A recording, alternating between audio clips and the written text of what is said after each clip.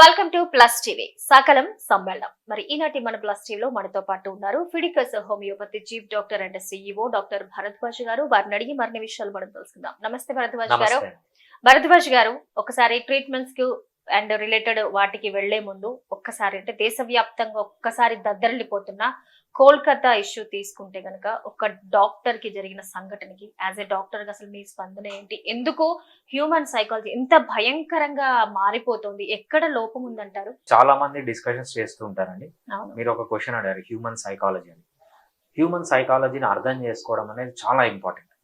అది చేసుకోకుండా ప్రతి ఒక్కరు, సో మనం డిబేట్లు చూస్తున్నాము, రాజకీయ నాయకులు చూస్తున్నాము, అదేవిధంగా సోషల్ యాక్టివిస్ట్ అంటారు, వాళ్ళందరూ వస్తున్నారు, డిబేట్లు పెడుతున్నారు. ఒక లాయర్ వస్తున్నారు, డిబేట్లు పెడుతున్నారు. రాజకీయ నాయకులు వస్తున్నారు, డిబేట్లు పెడుతున్నారే తప్పితే దానికి ఒక సొల్యూషన్ రావట్లేదు. మెయిన్ రీజన్ ఏంటంటే మీరు చెప్పినట్లు ఆ సైకో అనాలిసిస్ లేకపోవడం వల్ల. ఫస్ట్ అర్థం చేసుకోవాల్సిందంటే ఎటువంటి వాళ్ళు ఈ పని చేస్తారు అని.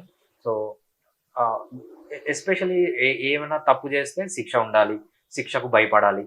సో ఆ శిక్ష ఉందని తెలియాలి కదా జనాలకు అసలు. సో తెలియకపోయేటప్పుడు ఈ ప్రాబ్లమ్స్ అన్నీ వస్తున్నాయి. అసలు శిక్ష కంటే ముందు మనకు దానికి ఆ ప్రాబ్లంకి అప్రోచ్ అనేది చాలా ఇంపార్టెంట్. సో మీరు ఒక సోషల్ యాక్టివిస్ట్ చూసారనుకోండి, వాళ్ళు డిబేట్స్లో వచ్చినప్పుడు సో ఒక ఫెమినిస్ట్ లాగా మాట్లాడడము, లేకపోతే ఏదో సమ్ నాన్ సైంటిఫిక్గా మాట్లాడతారు. ఒక లాయర్ అంటే వాళ్ళు ఆ సెక్షన్లు వాటి గురించి మాట్లాడతారు, కానీ సైకాలజీ గురించి ఎవరు మాట్లాడరు. సో మనము ఏ సెక్షువల్ యాక్టివిటీ జరిగినా మనం సినిమాల్లో చూస్తూ ఉంటాము, డైరెక్ట్లు చూస్తూ ఉంటాము. వీళ్ళంతా ఏం చేస్తుంటారు, ఏ ఓషో గురించి మాట్లాడతారు, లేకపోతే స్వామి నిత్యానంద గురించి. వీళ్ళందరూ బాగా ఫేమస్ అయిపోయారు అనమాట. కానీ అసలు ఈ సెక్షువల్ హెరాస్మెంట్ అంటారు, లేకపోతే దీన్ని mild form of sexual harassment, లేకపోతే సెక్షువల్ వాయిలెన్స్ అంటారు.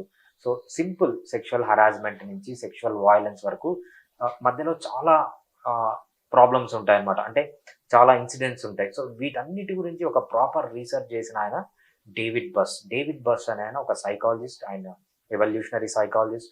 ఆయన సెక్షువల్ హెరాస్మెంట్ గురించి, సో సెక్షువల్ కాన్ఫ్లిక్ట్ అంటామంట, మగవాళ్ళకి ఆడవాళ్ళకి సెక్షువల్ యాక్టివిటీలో వచ్చే కాన్ఫ్లిక్ట్నే సెక్షువల్ కాన్ఫ్లిక్ట్ అంటామంట. దీని గురించి ఆయన ఎక్స్టెన్సివ్గా రీసెర్చ్ చేసి, సో ఎలా అవాయిడ్ చేయాలి, అసలు ఎన్ని రకాలు ఉంది, సో ఈ పనులు చేసే వాళ్ళని ఎలా ఐడెంటిఫై చేయాలి, అదేవిధంగా దీన్ని ఎలా కర్టైల్ చేయాలి అనేది చాలా మంచి బుక్స్ రాశారు. ఆయన పేరు ఎవరికీ తెలియదు, ఆయన బుక్స్ ఎవరికీ తెలియదు. సో ఆయన మెయిన్గా చెప్పడం ఏంటంటే, ఇటువంటి చేసేవాళ్ళు, మీరు సైకో అనాలిసిస్ అన్నారు కాబట్టి చెప్తున్నాను, డార్క్ ట్రయాడ్ అని ఒకటి ఉంటుంది అనమాట. డార్క్ ట్రయాడ్ అనేది అది ఒక పర్సనాలిటీ ట్రైట్. దీంట్లో 3 పర్సనాలిటీస్ ఉంటాయి. ఒకటి నార్సిసిజం అంటారు, ఇంకోటి మ్యాక్యువాలిజం అంటారు, ఇంకోటి సైకోపతి అంటారు. ఈ 3 డిఫరెంట్ పర్సనాలిటీస్ కలిసిన వాళ్ళే డార్క్ ట్రయాడ్ అంటారు. నార్సిసిజం అంటే ఏంటంటే, సో వాళ్ళ ప్రయోజనాల కోసం వేరే వాళ్ళని ఎన్ని ఇబ్బందులన్నా చేస్తారనమాట. అంటే వేరే వాళ్ళని మ్యానిపులేట్ చేస్తారు. ఆ క్యారెక్టర్ ఉన్న వాళ్ళని నార్సిసిస్ట్ అంటారనమాట. అదేవిధంగా మ్యాక్యువాలిజం అంటే ఏంటంటే, మాకంటే గొప్ప వాళ్ళు లేరు, మేమే ప్రపంచంలో అందరికంటే గొప్ప అని వాళ్ళు ఫిక్స్ అవుతూ ఉంటారు అనమాట. అది మ్యాక్యువాలిజం. అదేవిధంగా థర్డ్ ట్రైట్ ఉంటుంది, దాన్ని సైకోపతి అంటారు. సైకోపతి అంటే ఎదుటివాడు ఎంత సఫర్, కానీ మనం వాడిని పొడిచినా కొట్టినా వాడు ఎంత సఫర్ అవుతున్నా వాడికి ఆ చిప్ అనేది ఉన్న ఆ ఎంపతి సింపతి అనేది ఉండదన్నమాట. సో వీళ్ళు వాళ్ళని సైకోపాత్స్ అంటారు అనమాట. ఈ 3 ఎవరైతే ఒక మనిషిలో అయితే ఉంటాయో, సో వాళ్ళే ఇటువంటి పనులు చేస్తుంటారు. సో వాళ్ళే ఇటువంటి పనులు చేసినప్పుడు, సో వాళ్ళని ఎలా ఐడెంటిఫై చేయాలి, వాళ్ళని ఎలా కర్టైల్ చేయాలి, సో ఈ సిమ్టమ్స్ అని ఎలా కనబెట్టాలి, ఒక మదర్ లాగా ఎటువంటి స్టెప్స్ తీసుకోవాలి, ఒక ఫాదర్ ఎటువంటి స్టెప్స్ తీసుకోవాలి, ఒక బ్రదర్ కానీ, లేకపోతే ఒక ఇన్స్టిట్యూట్ ఉంది, ఒక ఎడ్యుకేషన్ ఇన్స్టిట్యూట్ ఉంది, ఒక యూనివర్సిటీ ఉంది, వాళ్ళందరూ ఎలా వీళ్ళని ఐడెంటిఫై చేసి అసలు ఇన్సిడెంటే జరగకుండా ఎలా తీసుకోవాలనే చాలా బుక్స్ రాశారు. చాలా సైంటిఫిక్ ఉంటాయి. ఆ బుక్స్ గురించి ఎవ్వరికీ తెలియదు అనమాట. సో ఆయన మెయిన్ రాసిన బుక్స్ ఏంటి, మొన్ననే రిలీజ్ అయింది, వెన్ మెన్ బిహేవ్ బ్యాడ్లీ అని ఒక బుక్ ఉంటుంది అనమాట. ఆ బుక్ మనకు యుఎస్లో దొరుకుతుంది, యూకేలో దొరుకుతుంది. యూకేలో దాన్ని వెన్ మెన్ బిహేవ్ బ్యాడ్లీ అంటారు, యుఎస్లో వై మెన్ బిహేవ్ బ్యాడ్లీ అని. సో సేమ్ బుక్కే. సో అక్కడ లోకల్ అథారిటీ వాళ్ళు పేరు మార్చమన్నారు కాబట్టి కొంచెము ట్రేడ్ మార్క్ ప్రాబ్లం అలా చేశారు. సో ప్రతి ఒక్కరూ చదవాల్సిన బుక్. సో ఈ బుక్ని చాలా యుఎస్ ఎడ్యుకేషన్ ఇన్స్టిట్యూట్ అడాప్ట్ చేస్తున్నాయి. అడాప్ట్ చేసిన తర్వాత చాలా ఏవైతే ఈ రేప్స్ ఉన్నాయో, లేకపోతే సెక్షువల్ హరాస్మెంట్స్ ఉన్నాయో, సింపుల్ ఫామ్ నుంచి సివియర్ ఫామ్ ఇట్లాంటి సెక్షువల్ వాయిలెన్స్ వరకు అవాయిడ్ చేయాలి. సో ఎన్ని రకాల కేటగిరీ, సో ప్రతి ఒక్కరు తీసుకోవాల్సిన జాగ్రత్తలు చాలా నీట్గా ఉంటాయి. ప్రతి ఒక్కరూ చదవాల్సిన బుక్. ఒక ఫాదర్ కానీ, మదర్ కానీ, ఒక టీచర్ కానీ, ఒక ఎడ్యుకేషన్ ఇన్స్టిట్యూట్ కానీ, ఒక లా చేసేవాళ్ళు అంటే రాజకీయ నాయకులు అన్నీ చదవాల్సిన బుక్. సో మనకు ఈ ప్రాబ్లమ్స్ ఎందుకు వస్తున్నాయంటే సైంటిఫిక్ అప్రోచ్ లేదు. సైంటిఫిక్ అప్రోచ్ లేకుండా ఏదన్నా ఒక బాబాని తెచ్చి కూర్చోబెడుతున్నారు, ఆయన నోటికి ఏది వస్తే ఆయన చెప్తున్నారు. ఒక సోషల్ యాక్టివిస్ట్ తెచ్చి కూర్చోబెడుతున్నారు, వాళ్ళు నోటికి వచ్చి ఏ వస్తే అవి చెప్పడం. ఒక లాయర్స్ కూడా ఇష్టం వచ్చినట్టు చెప్పడం. సో మెయిన్గా ఏంటంటే ఇటువంటి విషయాల్లో ఇటువంటి రీసెర్చ్ చేసిన సైంటిస్ట్ని ఇన్వాల్వ్ చేసి వాళ్ళ ప్రకారం స్టెప్స్ తీసుకుంటే ఇవన్నీ ఈజీగా అవాయిడ్ అయిపోయిన తర్వాత ఎన్ని డిస్కషన్స్ చేస్తే మాత్రం మనం పోయిన ప్రాణం అయితే తీసుకురాలేము. మీరు అన్నట్టుగా డాక్టర్స్ చెప్పే main line prevention is better than cure అన్నట్టుగా మీరు చాలా వరకు అసలు డాక్టర్స్ అంటే కూడా వైద్యో నారాయణ హరి అని అంటుంటారు. అలాంటి డాక్టర్స్ కి సేఫ్టీ సెక్యూరిటీ లేనప్పుడు చాలా హాస్పిటల్స్ లో మనం చూస్తూ ఉంటాం జూనియర్ డాక్టర్స్ కి మినిమం ఫెసిలిటీస్ లేకుండా చాలా పెద్ద పెద్ద హాస్పిటల్స్ ప్రైవేట్వి కానీ గవర్నమెంట్ కానీ ఎవరిని మనం తప్పు పట్టకూడదు. కానీ అసలు మినిమం వాళ్ళకి ఇవ్వాల్సిన సేఫ్టీ సెక్యూరిటీ అంటే మినిమం ఫెసిలిటీస్ ఏంటి ఇప్పుడు లేక చాలా మంది ఉన్నారు. చాలా మంది అసలు బయటికి రావట్లేదు. అసలు నేను కూడా ఎండి చేశాను. ఎండి చేసినప్పుడు ఎలా ఉండేదంటే సో డ్యూటీ ఎలా ఉండేదంటే అసలు దానికి ఒక ఎండ్ ఒక స్టార్ట్ అనేది ఉండదన్నమాట. నాకు గుర్తున్నది ఏంటంటే 15 days కంటిన్యూస్ గా పొద్దున లేదు, రాత్రి లేదు, స్నానం లేదు, ఏమీ లేదు. సో ఎలా ఉంటుందంటే ఒక ప్యాంట్ ఒక షర్ట్ ఉంటుంది, షర్ట్ మాత్రం నీట్గా ఉంటుంది, ప్యాంట్ నీట్ ఉంటుంది. ఒక్కసారి కాలర్ ఇలా తీసి చూస్తే అది ఎంత డర్టీగా ఉంటుంది అంటే అంత డర్టీగా ఉంటుంది. ఎందుకంటే సో పొద్దున ఒక డ్యూటీ ఉంటుంది, మధ్యాహ్నం డ్యూటీ ఉంటుంది, సాయంత్రం డ్యూటీ ఉంటుంది, రాత్రి డ్యూటీ ఉంటుంది, కంటిన్యూస్. సో ఇటువంటి స్ట్రెస్ లో పనిచేసినప్పుడు ఏంటంటే ఫర్ ఎగ్జాంపుల్ ఈమె కూడా అంత స్ట్రెస్ లో ఆల్రెడీ 36 hours కంటిన్యూస్ గా డ్యూటీ చేసి ఒక రూమ్ లో నిద్ర మనిషికి నిద్ర లేకపోతే ఏమవుతుందంటే వాడు అసలు కాగ్నిషన్ అనేది ఉండదన్నమాట. సో ఆమెకి కరెక్ట్ రెస్ట్ ఉంది, కరెక్ట్ టైమింగ్స్ ఉంటే సో మేబీ ఆమె తప్పించుకునేదేమో. డెఫినెట్ గా అట్లీస్ట్ అపోనెంట్ చేయగలిగే శక్తి ఏదైనా మినిమం ఉండేది. అంతేకాకుండా సో మనకు ఒక్కసారి మన బ్రెయిన్ సరిగా నిద్రపోలేదనుకోండి సో అది థింకింగ్ కెపాసిటీ కూడా పోతుంది. సో ఎవరన్నా శబ్దం చేశారు, సో నేను మంచిగా నిద్రపోతే నాకు నా సెన్సెస్ అన్ని అలర్ట్లో ఉంటాయి, నా కాగ్నిషన్ హై లెవెల్లో ఉంటుంది, నేను తప్పించుకోగలను. ఎప్పుడైతే నిద్ర లేకుండా ఉంటుందో ఆ థింకింగ్ కెపాసిటీ అనేది పోతుంది. సో ఆ టాక్టిక్స్ ఏవైతే యూజ్ చేసి ఆ టైంలో తప్పించుకోవాలో అవి కూడా చేయకుండా పోతుంది అన్నమాట. సో మీరు చెప్పినట్లు చాలా ఇంపార్టెంట్. సో డాక్టర్లకి కరెక్ట్గా సో కరెక్ట్ టైంకి నిద్రపోవాలి, కరెక్ట్ టైంకి లేయాలి, అసలు రెస్ట్ తీసుకునేదానికి ప్లేస్ ఇటువంటివి ఏమీ ఉండవు. అసలు మనము ఏ హాస్పిటల్లో ఇట్లాంటివి చూడము, ఈవెన్ ప్రైవేట్ హాస్పిటల్స్లో కూడా మనం చూడమన్నమాట. అంటే మినిమం ఇప్పుడు వాళ్ళు హాస్పిటల్స్ నుంచి ఎప్పుడైనా జాబ్ కి వెళ్ళాలనుకున్నప్పుడు జూనియర్ డాక్టర్స్ ఉండాల్సిన మినిమం ఫెసిలిటీస్ ఏంటి? ఇప్పుడైనా కొంచెం రైజ్ చేస్తారు ఎక్కడైనా అంటే ఫీమేల్ డాక్టర్స్ అట్లీస్ట్ ఫస్ట్ మనిషికి పర్ డే 7 to 9 hours నిద్రపోవాలి, నిద్ర ఉండాలి, రైట్? ఆ నిద్ర అనే బేసిక్ ఉండదు అనమాట. మేము పీజీ చేసేటప్పుడు కూడా అంతే, నిద్ర అనేది లేదు. 24 hours డ్యూటీ. ఇట్లా పేషెంట్ వస్తారు, ఎమర్జెన్సీ ఉంటారు, ఇట్లా పడుకొని ఉంటారు, ఒక 2 నిమిషాలు పడుకుందాం అంటే మళ్ళీ నెక్స్ట్ కేసు. అసలు నిద్ర అనేది ఉండదు అనమాట. నిద్ర ఉండదు, స్నానం ఉండదు, ఏమీ ఉండదు. జస్ట్ మీరు ఏదన్నా గవర్నమెంట్ హాస్పిటల్ పోయి పీజీ చేసే వాళ్ళని దగ్గర రా అని చెప్పి ఒక్కసారి కాలర్ చూడండి, షర్ట్ బాగానే ఉంటుంది, ప్యాంట్ బాగానే ఉంటుంది. సో వాడు స్నానం చేసినాడా, ఎన్ని రోజులు అయింది వీళ్ళిద్దరు కూడా ఒక్కసారి కాలర్ తీసి చూడండి, మీకు అర్థమైపోతుంది. సో మినిమం డ్యూటీలు వేయండి, కనీసం 8 hours నిద్రపోవడానికి ఛాన్స్ ఇవ్వండి పర్ డే, అంతే, ఇంకేం అవసరం లేదు. సో తినేది కూడా ఆ మూల కూర్చొని తింటారో ఈ మూల కూర్చొని తింటారో, బట్ నిద్రపోవడానికి మినిమం 8 to 9 hours వాళ్ళకి టైం ఇస్తే వాళ్ళు నిద్రపోయి ఇదే కాదు పేషెంట్లకు కూడా ప్రాబ్లమే కదా. సో వాడు మంచి మైండ్లో ఉన్నప్పుడు మంచి ట్రీట్మెంట్ ఇస్తాడు, లేదు అన్నప్పుడు ఏంటంటే ఒకరికి ఇవ్వాల్సిన ట్రీట్మెంట్ ఇంకొకరికి ఇస్తారు. ఇటువంటి తప్పులు కూడా చాలా జరుగుతాయి. సో ఇది పేషెంట్కి నష్టం, డాక్టర్కి నష్టం, అందరికీ నష్టం. కాబట్టి మినిమం డాక్టర్లు కోరేది ఏంటంటే 7 to 9 hours మమ్మల్ని నిద్రపోనియండి, అంతకు మించి పెద్ద ఫెసిలిటీస్ ఏం అవసరం లేదు. రైట్ అండి. సో భరద్వాజ్ గారు, హెల్త్ ఇష్యూస్కి వచ్చేప్పటికి మనకి ప్రతి దానికి ట్రీట్మెంట్ అయితే మెడికేషన్ లేదు, మరీ సివియర్ గా ఉంటే సర్జరీ వరకు వెళ్తూ ఉంటాం. అసలు బేసిక్ గా హోమియోపతిలో మనకి ఎన్ని రకాల జబ్బుల్ని మనం క్యూర్ చేయొచ్చు? ఎందుకంటే చాలా మందికి ఉన్న అపోహ ఏంటంటే చాలా చిన్న చిన్న వాటికి మైల్డ్ గా వచ్చే ఏమైనా వాటికి మాత్రమే హోమియోపతి పనిచేస్తుంది తప్పితే మిగిలిన సివియర్ గా ఏదైతే మనకు అది పనిచేయదు, అటు చాలా స్లోగా పనిచేస్తుందని అపోహలు కొన్ని ఉంటాయి. అసలు బేసిక్ గా హోమియోపతిలో ఎన్ని రకాల డిసీజ్ ని మనం క్యూర్ చేయొచ్చు అంటారు? సో మనం డిసీజ్ ని డిఫరెంట్ కేటగిరీస్ లో చేస్తామండి. సో ఒక్కొక్క కేటగిరీలో హోమియోపతి ఎలా ఉంటుందని చెప్పుకుందాం. ఫస్ట్ డిసీజ్ మనం ఏం చేస్తామంటే అక్యూట్ డిసీజెస్, క్రానిక్ డిసీజెస్ అంటాం. ఓకే. అక్యూట్ డిసీజెస్ అంటే ఏంటంటే సడన్ గా స్టార్ట్ అవుతాయి. For example heart attack sudden గా వస్తుంది, వైరల్ ఫీవర్స్ సడన్ గా వస్తాయి. సో దీనిని అక్యూట్ డిసీజెస్ అంటారు. క్రానిక్ డిసీజెస్ అంటే ఏంటంటే దీర్ఘకాలిక రోగాలు. డయాబెటీస్ వస్తే సంవత్సరాలు ఉంది, మోకాలు నొప్పి సంవత్సరాలు ఉంటుంది, థైరాయిడ్ సంవత్సరాలు ఉంటుంది. సో అందరికీ తెలుసు హోమియోపతి క్రానిక్ డిసీజెస్ లో బాగా యూజ్ చేస్తాం. So homeopathy is the best. ఇంకా అక్యూట్ డిసీజెస్కి వచ్చేటప్పుడు దీన్ని మళ్ళీ టూగా కేటగిరైజ్ చేస్తాం. అక్యూట్ ఎమర్జెన్సీస్ అంటాం, అక్యూట్ నాన్ ఎమర్జెన్సీస్ అంటాం. అక్యూట్ నాన్ ఎమర్జెన్సీ అంటే ఫీవర్ వచ్చింది, వైరల్ ఫీవర్ వచ్చింది, అది అంత ఎమర్జెన్సీ కాదు. సో సడన్ గా అక్యూట్ గా వస్తుంది, బట్ అంత ఎమర్జెన్సీ కాదనమాట. సో అదే హార్ట్ అటాక్ వచ్చింది. హార్ట్ అటాక్ లో ఏంటంటే అక్యూట్ ప్లస్ ఎమర్జెన్సీ. కొత్త అక్యూట్ ప్లస్ ఎమర్జెన్సీలో ఓన్లీ హోమియోపతిని సెకండరీ లైన్ ఆఫ్ ట్రీట్మెంట్ గా యూజ్ చేయమంటాం. సో ఫర్ ఎగ్జాంపుల్ ఎవరికైనా హార్ట్ అటాక్ వచ్చింది, సో ప్రైమరీ ట్రీట్మెంట్ మీరు హాస్పిటల్కి పంపించకుండా హోమియోపతి ట్రీట్మెంట్ ఇవ్వద్దు. అక్కడ అంబులెన్స్ వచ్చేంత వరకు మీరు ట్రీట్ చేయండి, అంబులెన్స్ వచ్చిన తర్వాత కూడా ట్రీట్ చేయండి. అంతే తప్పితే ఏ అక్యూట్ ఎమర్జెన్సీస్ అంటామో హార్ట్ అటాక్స్, బ్రెయిన్ స్ట్రోక్స్ ఇటువంటివి కాకుండా ఇంకా అన్నిట్లో హోమియోపతి యూజ్ చేయొచ్చు, చాలా ఎక్సలెంట్గా పనిచేస్తుంది. ఈ అక్యూట్ ఎమర్జెన్సీస్లో కూడా హోమియోపతి చాలా బాగా పనిచేస్తుంది, పని చేయదని కాదు, బట్ ఆ ప్లేస్లో ఇంకా కొంచెం రీసెర్చ్ జరగాలండి. ఏం రీసెర్చ్ జరగాలి? హోమియోపతి ఏంటంటే ట్రయల్ అండ్ ఎర్రర్ బేస్డ్.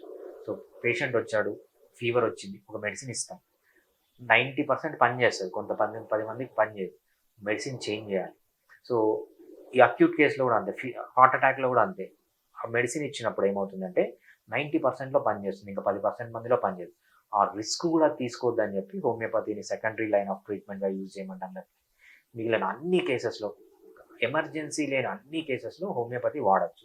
ఎందుకు హోమియోపతి వాడాలంటే, ఒకటి, హోమియోపతిలో నో సైడ్ ఎఫెక్ట్, ఒక్క సైడ్ ఎఫెక్ట్ కూడా లేకుండా హోమియోపతిలో ట్రీట్ చేయొచ్చు. అదేవిధంగా చాలా ఎఫిషియెంట్గా పనిచేస్తుంది. సో వేరే ఏ సిస్టమ్ ఆఫ్ మెడిసిన్ అన్నా తీసుకున్న హోమియోపతి చాలా ఎఫెక్టివ్గా పనిచేస్తుంది. ఎఫెక్టివ్గా అంటే ఏంటి? సో ఫస్ట్ ప్రివెంట్ చేయాలని ట్రై చేస్తుంది, లేకపోతే క్యూర్ చేస్తుంది, లేదు అన్నప్పుడు రిలీఫ్ తెస్తుంది అనమాట. Both prevention, cure and relief are possible with homeopathy. అది వేరే ఏ సిస్టమ్ ఆఫ్ మెడిసిన్లో ఉండదన్నమాట. సో టైమింగ్ కూడా చాలా టైమ్లీ. సో చాలా మందికి అపోహ ఉంటుంది హోమియోపతి చాలా స్లోగా పనిచేస్తుంది. అలా కాదు, హోమియోపతి ఎక్కడ స్లోగా పనిచేయాలో అక్కడ స్లోగా పనిచేస్తుంది, ఎక్కడ ఫాస్ట్గా పనిచేయాలో అక్కడ ఫాస్ట్గా పనిచేస్తుంది. హోమియోపతిని మనం ఏమంటామంటే టైమ్లీ అంటాం అనమాట. అదేవిధంగా ఇంకొక కేటగిరీ మనం డిసీజన్ తీసుకున్నప్పుడు, so simple diseases, complex diseases అనమాట. కోల్డ్ అనేది సింపుల్ డిసీజ్, దానికి హోమియోపతి యూజ్ చేయొచ్చు. క్యాన్సర్, బ్రెయిన్ ట్యూమర్స్ చాలా కాంప్లెక్స్ డిసీజెస్, వీటికి కూడా హోమియోపతి యూజ్ చేయొచ్చు. ఇంకో కేటగిరీ తీసుకున్నాం కామన్ డిసీజెస్. హెడేక్ అనేది కామన్ డిసీజ్. కొన్ని రేర్ డిసీజెస్ ఉన్నాయి, for example Creutzfeldt Jakob disease అంటాము, సబక్యూట్ స్క్లీరోసిస్, పానెన్సెఫలైటిస్ అంటాము. సో ఇటువంటి చాలా రేర్, అంటే ఒక 100 కోట్లలో ఒకరికి వచ్చే డిసీజెస్. ఈ డిసీజెస్లో ఏమవుతుందంటే వేరే సిస్టమ్ ఆఫ్ మెడిసిన్స్లో దానికి ట్రీట్మెంట్ లేదనమాట. అటువంటి డిసీజెస్ కూడా హోమియోపతిలో మనం ట్రీట్ చేస్తాం. ఎందుకు ట్రీట్ చేయగలమంటే హోమియోపతి అనేది symptomatic based. For example Creutzfeldt Jakob disease అని ఉంది, మ్యాడ్ కౌ డిసీజ్ అంటారు. సో బ్రెయిన్ స్పంజిఫామ్ ఎన్సెఫలైటిస్ అంటారు, బ్రెయిన్ స్పాంజ్ లాగా మారిపోతుంది. సో మనం మ్యాడ్ కౌ డిసీజ్ అంటాం చూసారా. సో దానికి అలోపతిలో మందు లేదు, 100% డెత్ విత్ ఇన్ 1.5 ఇయర్లో. హోమియోపతిలో ఇటువంటి కేసెస్ చాలా బాగా ట్రీట్ చేయొచ్చు, ఎందుకంటే అది మ్యాడ్ కౌ డిసీజా లేకపోతే ఎస్ఎస్పి హోమియోపతికి సంబంధం లేదు, సిమ్టమ్ బేస్డ్ ఇస్తాం. So for example mad cow డిసీజ్లో ఏం సిమ్టమ్స్ ఉంటాయి? హెడేక్ ఉంటుంది, మతిమరుపు ఉంటుంది, కోమా ఉంటుంది. సో దాని బేస్ పైన మనం మెడిసిన్స్ ఇస్తాం కాబట్టి అవి చాలా బాగా పనిచేస్తాయి. ఇంకో కేటగిరీలో ఏంటంటే ఏ ఏజ్ వాళ్ళకి బాగా పనిచేస్తుంది? పుట్టక ముందు నుంచి, ఫర్ ఎగ్జాంపుల్ ఏదన్నా ఒక కపుల్ కన్సీవ్ కావాలనుకుంటే హోమియోపతి యూజ్ చేయొచ్చు. ప్రెగ్నెన్సీలో ఏం కాంప్లికేషన్స్ రాకుండా హోమియోపతి యూజ్ చేయొచ్చు. పుట్టే టైంలో, ప్రెగ్నెన్సీ టైంలో అంటే డెలివరీ టైంలో కాంప్లికేషన్స్ రాకుండా హోమియోపతి యూజ్ చేయొచ్చు. పుట్టిన పిల్లలకు హోమియోపతి యూజ్ చేయొచ్చు. ఎదిగేటప్పుడు హోమియోపతి యూజ్ చేయొచ్చు. వాళ్ళ సెక్షువల్ ప్రాబ్లమ్, ప్యూబర్టీ ఏజ్లో బోత్ ఉమెన్కి ఉన్నప్పుడు యూజ్ చేయొచ్చు. అదేవిధంగా అడల్ట్ విమెన్ వీళ్ళల్లో వచ్చే ప్రాబ్లమ్స్ కూడా, థైరాయిడ్ ప్రాబ్లమ్స్ కానీ, గైనకాలజీ ప్రాబ్లమ్స్ కానీ, లేకపోతే ప్రోస్టేట్ ప్రాబ్లమ్స్ అని వీటికన్నిటికి యూజ్ చేయొచ్చు. జీరియాట్రిక్ ఓల్డ్ ఏజ్ ప్రాబ్లమ్స్, మోకాలు నొప్పులు, ఆల్జిమర్స్ డిసీజులు. సో అన్ని ఏజ్ గ్రూప్లో, అన్ని జెండర్స్లో హోమియోపతి యూజ్ చేయొచ్చు. హోమియోపతిని సెకండరీ లైన్ ఆఫ్ ట్రీట్మెంట్గా యూజ్ చేయాల్సింది ఏంటంటే acute emergencies, heart attack, brain strokes ఇటువంటివి తప్ప ఇంకా అన్ని కేసెస్లో, అన్ని డిసీజెస్లో, అన్ని స్టేజెస్లో, అన్ని రకాల పేషెంట్స్కి హోమియోపతి యూజ్ చేయొచ్చు. రైట్. ఓకే అండి. మనకి ఇప్పుడుండే అన్ని జబ్బులకి సంబంధించి బ్లడ్ టెస్ట్ ఏదో ఒకటి మనం ఫైండ్ ఔట్ చేయగలుగుతాం డిసీజ్ ఏంటనేది. హెచ్ఐవి ఫైండ్ ఔట్ చేయటానికి మనకి పర్ఫెక్ట్ టెస్ట్ అనేది ఏంటంటారు? రైట్. చాలా మంచి క్వెషన్ అండి. ఎందుకంటే చాలా మంది పేషెంట్లు ఫోన్ చేస్తుంటారు. సార్, మాకు హెచ్ఐవి ఉందని డౌట్ ఉంది. మేము ఈ టెస్ట్ చేయించుకున్నాం. ఈ టెస్ట్ చేయించుకుంటే నెగిటివ్ వచ్చింది. మేము పట్టించుకోలేదు. కొన్ని రోజుల తర్వాత మళ్ళీ పాజిటివ్ వచ్చింది. హ్మ్. అది ఎలా జరిగింది? లేకపోతే కొంతమంది ఏం చెప్తారంటే, సార్ మాకు హెచ్ఐవినే లేదు. ఆ టెస్ట్ చూస్తే మాకు పాజిటివ్ వచ్చింది. మేము హెచ్ఐవి ఉందనుకోని ఇన్ని రోజులు ట్రీట్మెంట్ తీసుకున్నాం. హ్మ్. ఇంకోరు ఏంటంటే డైరెక్ట్ అడుగుతారు. 10 రకాల టెస్టులు ఉన్నాయి హెచ్ఐవికి. ఏ టెస్ట్ చేయించుకోవాలి? చాలా ఇంపార్టెంట్ క్వెషన్ అండి. ఎందుకంటే లిటరల్‌గా ఇది జనాలు ఫేస్ చేసే ప్రాబ్లమ్. హ్మ్. సో హెచ్ఐవి అనే దానికి ఒక పర్టిక్యులర్ టెస్ట్ అంటూ ఉండదు. ఆ సిట్యుయేషన్‌ని బట్టి టెస్ట్ అనేది మారుతూ ఉంటుంది. బేసిక్ మనం కాన్సెప్ట్స్ చూసినప్పుడు మనము హెచ్ఐవిలో 3 రకాల టెస్టులు చేస్తామన్నమాట. ఒకటి యాంటీబాడీ డిటెక్షన్, యాంటీజెన్ డిటెక్షన్, ఇంకోటి ఏంటంటే వైరల్ ఆర్ఎన్ఏ డిటెక్షన్. ఈ 3 టెస్టులు. సో మనం హెచ్ఐవి టెస్టులు చూసుకుంటే కొన్ని వందల టెస్టులు ఉన్నాయి. వెస్ట్రన్ బ్లాట్ అంటారు, లేకపోతే యాంటీజెన్ డిటెక్షన్ అంటారు. కొన్ని వందల రకాల టెస్టులు, ఎలీజా టెస్ట్ అంటారు. ఇష్టం వచ్చిన పేర్లు ఉంటాయి. ఇవి ఏవైనా కూడా ఈ 3 కేటగిరీలకే వస్తాయన్నమాట. ఒకటి RNA detection, antibody detection, antigen detection. So మన ఉన్న హెచ్ఐవి వందల టెస్టులు, ఒక్కొక్క ల్యాబ్లో కొన్ని 5-6 టెస్టులు ఉంటాయి. అట్లా ఒక 10 ల్యాబ్లో పోతే ఒక 50 రకాల డిఫరెంట్ టెస్టులు ఉంటాయి. అందరూ అసలు ల్యాబ్ వాళ్ళకే కన్ఫ్యూజన్ ఏం టెస్ట్ చేయాలి అని. సో మనం సింపుల్గా దీన్ని డీకోడ్ చేయాలంటే ఈ 3 టెస్టులు. ఫస్ట్ ఆర్ఎన్ఏ టెస్ట్ అనేది చాలా సెన్సిటివ్. ఆర్ఎన్ఏ టెస్ట్ అనేది ఎప్పుడు చేయించుకోవాలంటే ఫస్ట్ 15 డేస్లో, మీరు ఎక్స్పోజ్ అయిన 15 డేస్లో ఆర్ఎన్ఏ టెస్ట్ చేపిస్తే 50% ఆఫ్ ది పీపుల్లో పాజిటివ్ వేసారు. 50% ఆఫ్ ది పీపుల్లో మనకు తెలియదన్నమాట. ఖచ్చితంగా ఎప్పుడు చేయాలంటే 1 మంత్ దాటిన తర్వాత మనం ఆర్ఎన్ఏ టెస్ట్ చేపిస్తే 99.99% సక్సెస్ రేట్ ఉంటుంది. కరెక్ట్ ఉందా లేదా అని తెలిసిపోతుంది. అదేవిధంగా మనము యాంటీబాడీ టెస్ట్కి వచ్చినప్పుడు నెక్స్ట్ యాంటీజెన్ టెస్ట్ అంటాం. యాంటీజెన్ టెస్ట్కి వచ్చినప్పుడు మనం 30 డేస్ టు 45 డేస్ మధ్యలో చేయాలి. అదేవిధంగా యాంటీబాడీ టెస్ట్కి వచ్చినప్పుడు 30 డేస్ టు 2 మంత్స్ లోపల చేయాలన్నమాట. సో ఆ పర్సన్ని బట్టి, ఆ పర్సన్ ఎంత వైరల్ లోడ్కి ఎక్స్పోజ్ అయినాడని బట్టి, ఎక్స్పోజ్ అయ్యి ఎన్ని రోజులైన దాన్ని బట్టి టెస్ట్ డిసైడ్ చేయాలి తప్పితే కళ్ళు మూసుకొని ఒక ల్యాబ్ పోయి నాకు హెచ్ఐవి టెస్ట్ చేయండి అనేది మంచిది కాదనమాట. సో ఇది పాజిటివ్గా ఎఫెక్ట్ కావచ్చు, నెగిటివ్గా ఎఫెక్ట్ కావచ్చు. అందుకే ఎవరికి పేషెంట్స్కి ప్రాబ్లం ఉన్నా ఇంత మాకు ఆలోచించాల్సిన అవసరం లేదు, ఇవన్నీ మాకు అర్థం కావట్లేదు అంటే ఏంటంటే మంచి ఎక్స్పర్ట్ డాక్టర్కి ఫోన్ చేయండి. మీ కండిషన్ తీసుకుంటారు ఆయన, కంప్లీట్గా తీసుకొని అసలు ఎప్పుడు ఎక్స్పోజ్ అయ్యావు, సో వాళ్ళకి ఆప్షన్స్ ఇచ్చేస్తారు. సో నువ్వు ఈ ల్యాబ్కి వెళ్ళి ఈ టెస్ట్ చేయించుకో. ఎందుకంటే ఇది 15 డేస్ అయింది, 1 మంత్ అయింది, 2 మంత్స్ అయింది, 1 ఇయర్ అయింది, ఈ టైంలో ఈ టెస్టే కరెక్ట్ అని వాళ్ళు చెప్తారు. ఆ టెస్ట్ చేయించుకుంటేనే వాళ్ళకి సక్సెస్ఫుల్ రిజల్ట్స్ వస్తాయి. సో లేదంటే మళ్ళీ షూటింగ్ ఇన్ ద బ్లైండ్ అనమాట. షూటింగ్ ఇన్ ద డార్క్ లాగే ఉంటుంది. వాళ్ళు ఏం టెస్ట్ చేస్తున్నారో వాళ్ళకి తెలియదు, వీళ్ళు ఏం చేయించుకుంటున్నారో వీళ్ళకి తెలియదు. రిజల్ట్ కరెక్టో కాదో కూడా మనం చెప్పలేము. సో ఇప్పుడు ట్రీట్మెంట్ కూడా అలాగే బేస్ అయి ఉంటుందా మనకి? అంటే మనకి వాళ్ళ సిమ్టమ్స్ ని బట్టి మీరు టెస్ట్ ని ఎలా అయితే డిసైడ్ చేస్తారో ఆ రిజల్ట్ ని బట్టి ట్రీట్మెంట్ కూడా బేస్ అయి ఉంటుంది. హోమియోపతిలో ఎన్ని డేస్ ఉండొచ్చు? చాలా ట్రీట్మెంట్కి వచ్చేటప్పటికి ఒక మిత్ అనేది బర్స్ట్ చేయాలండి. చాలా మంది పేషెంట్లు నేను చూసింది ఏంటంటే, మనకు అనువంశిక డాక్టర్లని, తర్వాత ఈవెన్ క్వాలిఫైడ్ డాక్టర్లకే హెచ్ఐవి క్యూర్ అవుతుందో లేదో తెలియదు. చాలా మంది చూసేది ఏంటంటే అడ్వర్టైజ్మెంట్లు చూస్తుంటారు, లేదంటే ఆన్లైన్ లో చూస్తుంటారు. మా దగ్గర కొంతమంది మూలికలు అని వాటికి అంటే ఇది రెగ్యులర్ మెడిసిన్ కి తగ్గదు, దీనికి చాలా తొందరగా తగ్గుతుందని చెప్తుంటారు. తగ్గిపోతుంది, మీకు హెచ్ఐవి కంప్లీట్ గా పోతుంది అని చెప్తారు. వీళ్ళు ఏం చేస్తారంటే వాళ్ళని నమ్ముతారు, నమ్మి వాళ్ళ దగ్గరికి పోతారు. పోయినప్పుడు ట్రీట్మెంట్ ఇస్తారు. ట్రీట్మెంట్ ఇచ్చినప్పుడు ఒక 6 months 1 year ట్రీట్మెంట్ తీసుకుంటారు. టెస్టులు చేపిస్తే నెగిటివ్ వస్తుంది. నాకు మొత్తం తగ్గిపోయింది, నేను హెచ్ఐవి లేదు నాకు ఇప్పుడు అని వీళ్ళు అనుకుంటారు. వాళ్ళు ఏమనుకుంటారు, తెలియని వాళ్ళు డాక్టర్లు, సో నాకు మందుకు అంత కెపాసిటీ ఉంది, అసలు నేను ట్రీట్మెంట్ చేస్తే హెచ్ఐవి మాయమైపోవాల్సిందని డిబేట్లు చెప్తుంది. అక్కడ జరిగేది ఏంటంటే, ఒక్కసారి హెచ్ఐవి పాజిటివ్ వస్తే అసలు ఏం జరుగుతుందంటే, ఏదైతే ఈ వైరల్ ఆర్ఎన్ఏ అంటామో అది డిఎన్ఏగా మారుతుంది బాడీలో. ఆ డిఎన్ఏగా మారిన డిఎన్ఏ ఏమవుతుందంటే హ్యూమన్ డిఎన్ఏని కట్ చేసి ఆ మధ్యలో అతుక్కుపోతుంది అనమాట. దీనికి ఒక ఎంజైమ్ ఇంటిగ్రేజ్ అని ఒక ఎంజైమ్ ఉంటుంది. ఆ ఎంజైమ్తో హ్యూమన్ డిఎన్ఏ వైరల్ డిఎన్ఏ కలిసిపోతాయి. ఒక్కసారి హ్యూమన్ డిఎన్ఏ వైరల్ డిఎన్ఏ కలిసిపోవడం అంటే ఏంటంటే ఒక్కసారి హెచ్ఐవి పాజిటివ్ రావడం. ఒక్కసారి పాజిటివ్ వచ్చిందంటే ఇంకా జీవితాంతం ఆ వైరల్ డిఎన్ఏని హ్యూమన్ డిఎన్ఏ నుంచి సపరేట్ చేయలేమన్నమాట. ఓ సో ఆ సపరేట్ చేసే మందులు క్లినికల్ ట్రయల్స్లో లేవు, ఆల్రెడీ వచ్చిన మందుల్లో దేంట్లో లేవు. ఇప్పుడు వచ్చిన మందులు ఏం చేయగలుగుతాయి అంటే, సో ఈ వైరల్ డిఎన్ఏ ఏదైతే ఉందో దాని నుంచి కొత్త వైరస్ వస్తుందన్నమాట. ఆ వైరస్ రాకుండా ఆపగలవు తప్పితే ఈ డిఎన్ఏనే హ్యూమన్ బాడీ నుంచి బయటికి పంపించలేదు. సో ఎంతవరకు మీరు మందులు వాడినన్ని రోజులు అది రాదు. అంటే మీకు వైరల్ లోడ్ 0 చూపిస్తుంది, CD4 కౌంట్ హై చూపిస్తుంది మందులు వాడినన్ని రోజులు.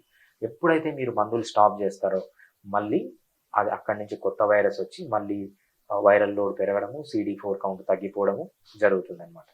సో ఇది గుర్తుపెట్టుకోవాల్సింది ఏంటంటే, ఒక్కసారి హెచ్ఐవి పాజిటివ్ వస్తే ఏ డాక్టర్ చెప్పినా ప్రపంచంలో వినకండి, మీకు తగ్గదు. మీరు జీవితాంతం మందులు వాడాల్సింది, లైఫ్ లాంగ్ మెడిసిన్ వాడాల్సింది. నెక్స్ట్ హోమియోపతి ట్రీట్మెంట్కి వచ్చినప్పుడు, హోమియోపతి ట్రీట్మెంట్ వచ్చినప్పుడు ఏంటంటే, సో మెయిన్గా మాకు 3 రకాల పేషెంట్స్ వస్తుంటారు. ఒకరు, సార్ మేము ఏఆర్టీ ట్రీట్మెంట్ తీసుకుంటున్నాం, అయినా కూడా మాకు సిమ్టమ్స్ పోవట్లేదు, మాకు సిమ్టమ్స్ అట్లనే ఉన్నాయంట. వాళ్ళకి skin symptoms, cough symptoms, fever కంటిన్యూస్గా వస్తుంటాయి, మేము ఏఆర్టీ రెగ్యులర్గా తీసుకుంటున్నాం, అటువంటి వాళ్ళు హోమియోపతిలో ట్రీట్మెంట్ తీసుకుంటే సో ఈ సిమ్టమ్స్ అన్నీ తగ్గచ్చు. నెక్స్ట్ కేటగిరీ ఏంటంటే, సార్ మేము రెగ్యులర్గా ఏఆర్టీ ట్రీట్మెంట్ తీసుకుంటున్నాం, అయినా కూడా మాకు వైరల్ లోడ్ తగ్గట్లేదు, హోమియోపతిలో ఎక్సలెంట్ మందులు ఉన్నాయి, మీరు ఏఆర్టీ ట్రీట్మెంట్తో పాటు హోమియోపతి ట్రీట్మెంట్ తీసుకుంటే వైరల్ లోడ్ ఈజీగా తగ్గచ్చు.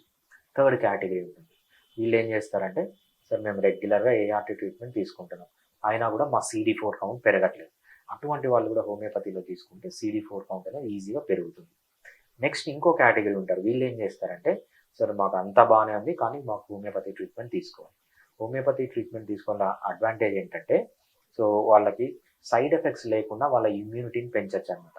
సో బేసిక్గా హెచ్ఐవి అంటేనే ఇమ్యూనో డెఫిషియన్సీ, సో ఆ డెఫిషియన్సీ లేకుండా వాళ్ళకి ఇమ్యూనిటీ పెంచి హోమియోపతి మందులు. సో ఇంకోటి ఏంటంటే, ఏఆర్టీతో పాటు తీసుకోవాలి. మన గవర్నమెంట్ రూల్స్ ప్రకారం ఏ హోమియోపతి డాక్టర్ కానీ ఎవ్వరు కానీ ఏఆర్టీ స్టాప్ చేసి మా మెడిసిన్ తీసుకోండి అని చెప్పకూడదు, అది గవర్నమెంట్ రూల్స్. చాలా మందికి తెలియక ఏం చేస్తారంటే, మీరు ఏ మెడిసిన్స్ వాడకండి, నా మెడిసిన్స్ వాడండి.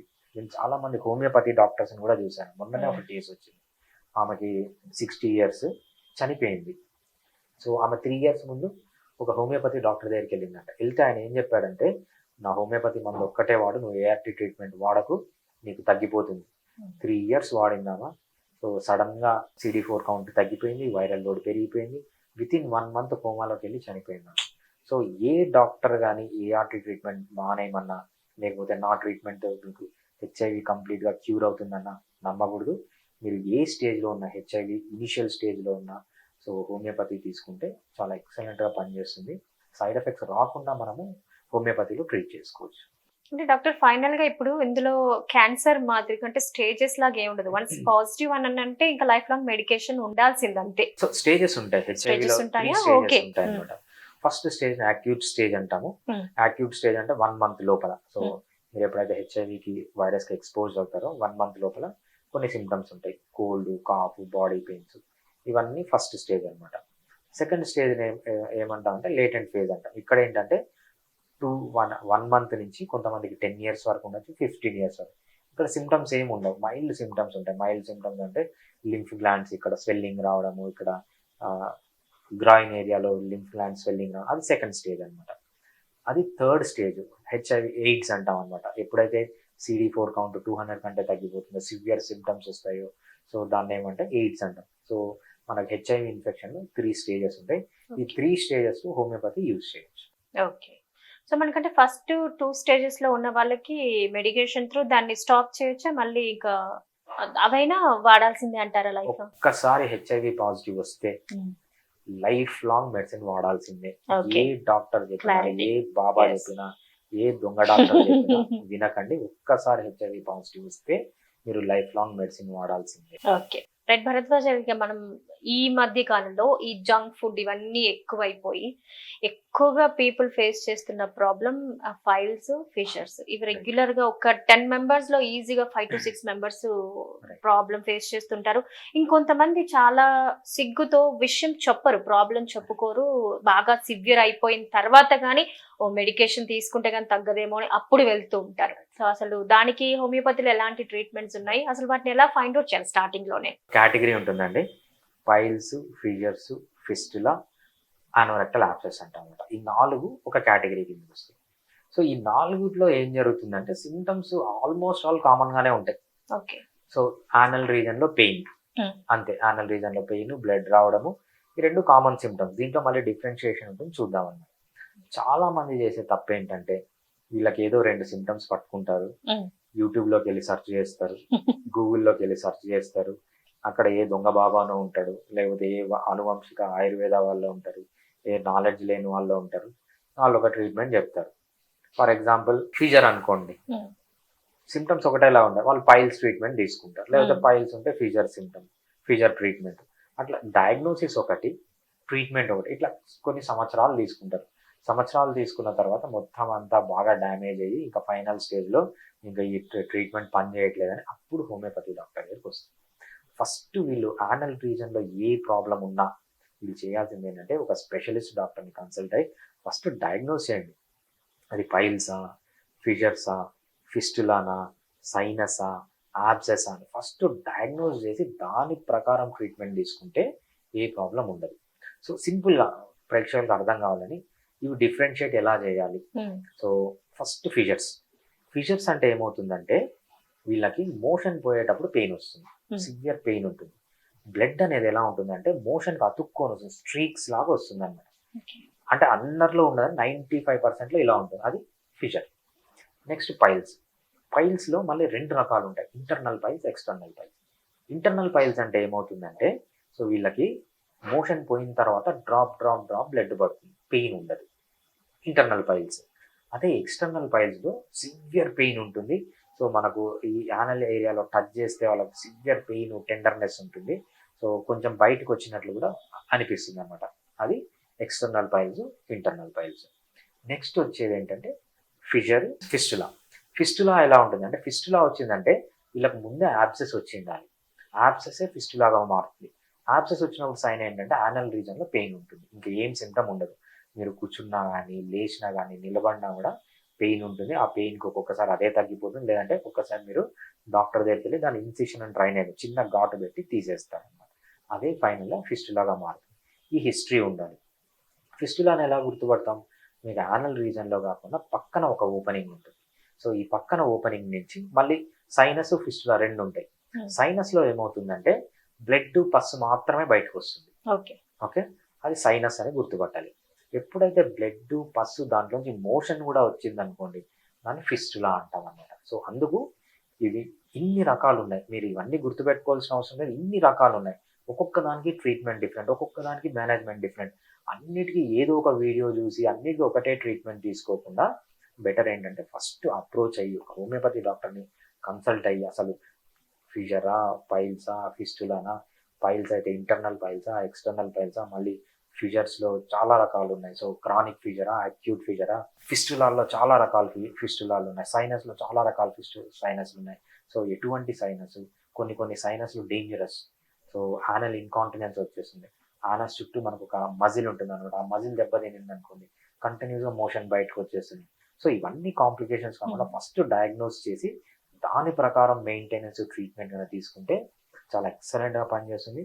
హోమియోపతిలో పర్మనెంట్ క్యూర్ ఎవరికన్నా కావాలి, నేను సర్జరీకి పోకూడదు అనుకున్న వాళ్ళు హోమియోపతికి రావాలి. ఇవన్నీ అలోపతి ప్రకారం సర్జికల్ డిసీజెస్. బట్ హోమియోపతిలో ఈవెన్ నా దగ్గరకు వచ్చిన పేషెంట్లు ఎవ్వరు ఇంతవరకు సర్జరీకి అనేది వెళ్ళలేదు. సో సర్జరీ చేయించుకొని ఆల్రెడీ మళ్ళీ వచ్చింది అని వచ్చిన వాళ్ళు తప్పితే నా దగ్గర ట్రీట్మెంట్ తీసుకున్న పేషెంట్ సర్జరీ వరకు వెళ్ళలేదు. సో అంత ఎఫెక్టివ్గా హోమియోపతి పైల్స్లో కానీ, ఫిషర్స్లో కానీ, ఫిస్టులాలో కానీ, సైనస్లో కానీ, యానోరెక్టల్ యాబ్సెస్లో కానీ చాలా బాగా పనిచేస్తుంది. ఈవెన్ ఒక్క సైడ్ ఎఫెక్ట్ కూడా లేకుండా సర్జరీని అవాయిడ్ చేయాలంటే homeopathy is the best answer. Okay, అంటే వన్స్ ఇవి అన్న తర్వాత మీరు అన్నట్టుగా సర్జరీ చేసిన తర్వాత కూడా అంటే రిపీటెడ్ గా వచ్చే ఛాన్స్ ఎంతవరకు ఉంది? ఇప్పుడు మీరు అన్నట్టు సిమ్టమ్స్ అనేది డిఫరెన్స్ చాలా మందికి తెలియకపోవచ్చు అండ్ ఆ పెయిన్ తో వాళ్ళు చెప్పలేకపోవచ్చు. బట్ అని ఎలా డయాగ్నోస్ చేస్తాం మనం దాన్ని? ఫస్ట్ హిస్టరీ తీసుకుంటాం. హిస్టరీలో నేను చెప్పినట్లు పైల్స్కి సపరేట్ సింటమ్స్ ఉంటాయి, ఫిషర్స్కి ఉంటాయి, యాబ్సెస్కి ఉంటాయి, ఫిస్టులాకు ఉంటాయి, అదే ఫిషర్కి ఉంటాయి, సైనస్కి ఉంటాయి అన్నమాట. సో ఇది చేసిన తర్వాత ప్రైమరీ ఇన్ఫర్మేషన్ తీసుకున్న తర్వాత మనం మెయిన్గా చేసే టెస్ట్ ఏంటంటే ప్రాక్టోస్కోపీ చేస్తామన్నమాట. సో మనకు యానల్ రీజన్లో ఒక చిన్న కెమెరా పెట్టి చూస్తాం. కెమెరా పెట్టి చూస్తే మనకు 100% తెలిసిపోతుంది ఇది ఏ కేటగిరీ.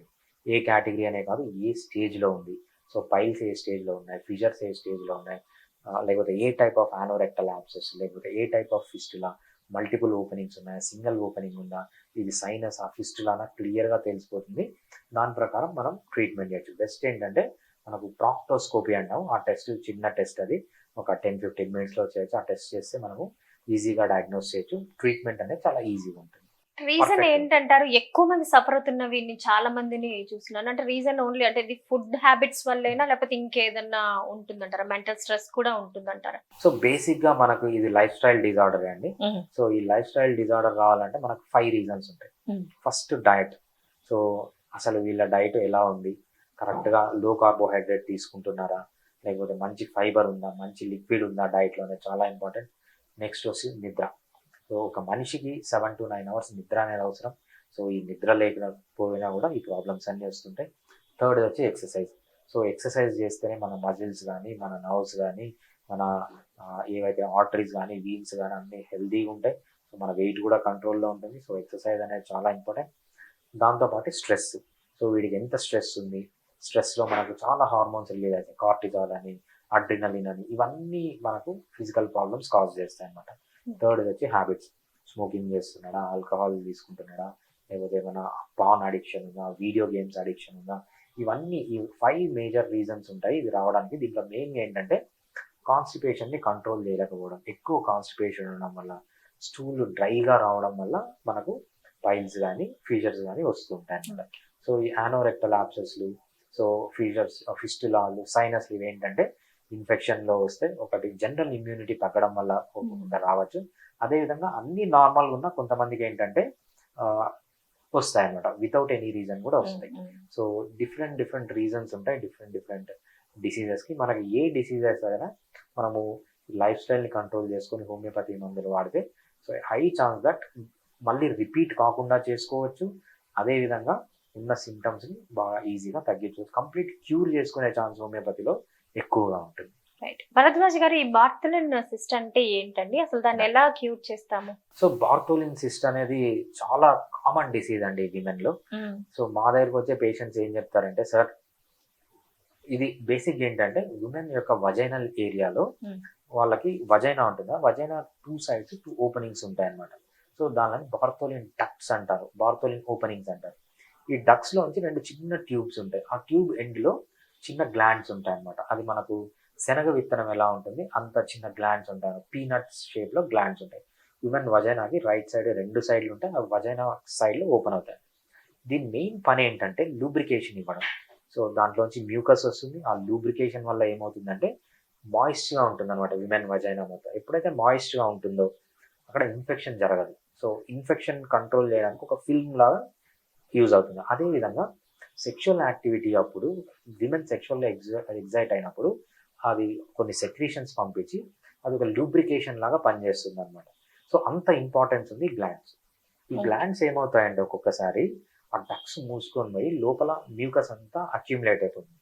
దాన్ని బార్తోలిన్ సిస్ట్ అంటాం అనమాట.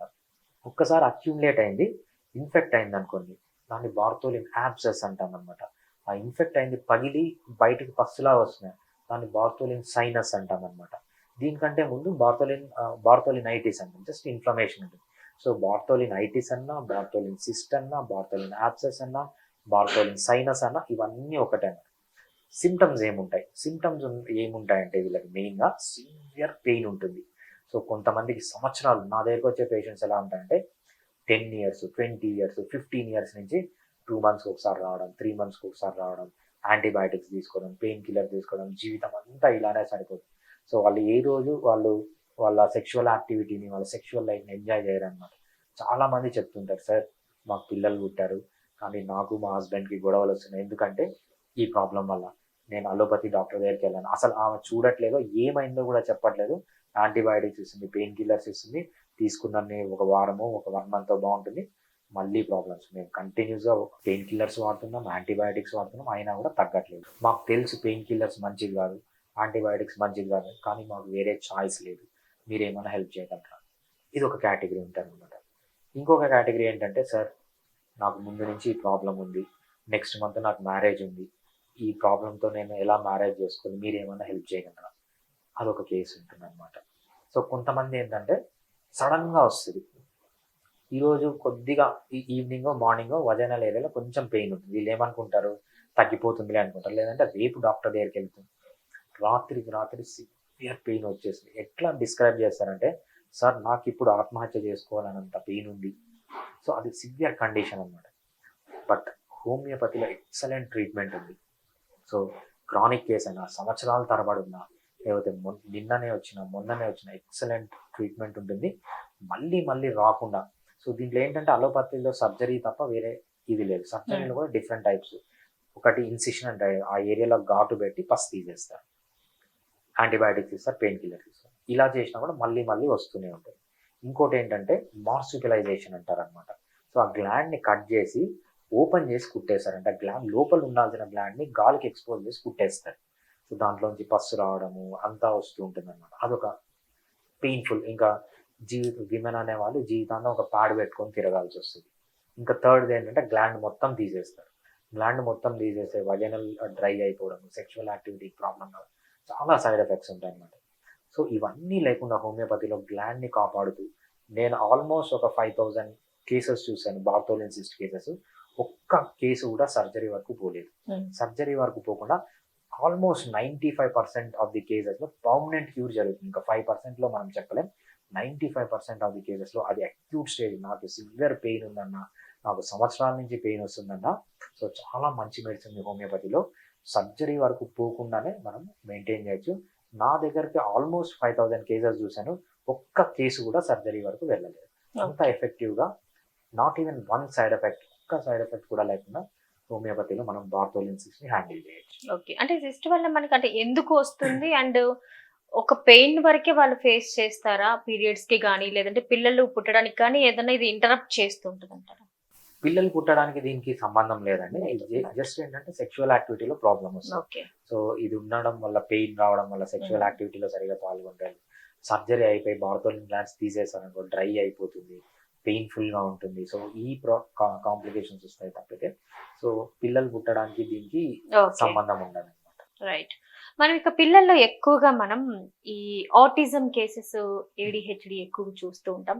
అసలు ఈ రెండింటికి తేడా ఏంటి, సిమ్టమ్స్ ఎట్లా మనం ఫైండ్ అవుట్ చేస్తాం, వీటికి కూడా మనకి మెడిసిన్ ఉందా? చాలా మంది ఇట్లా లైఫ్ లాంగ్ ఇక వాళ్ళతో ఎవరో ఒకరు తోడు ఉండాలి, అసలు ట్రీట్మెంట్ ఉండదు అని అంటూ ఉంటారు. హోమియోపతిలో దానికి ట్రీట్మెంట్ ఉందంటారా? ఫస్ట్ మనము ఆటిజం కానీ ADHD మనం తీసుకున్నప్పుడు చాలా మందికి మిస్కన్సెప్షన్ ఉంటుంది.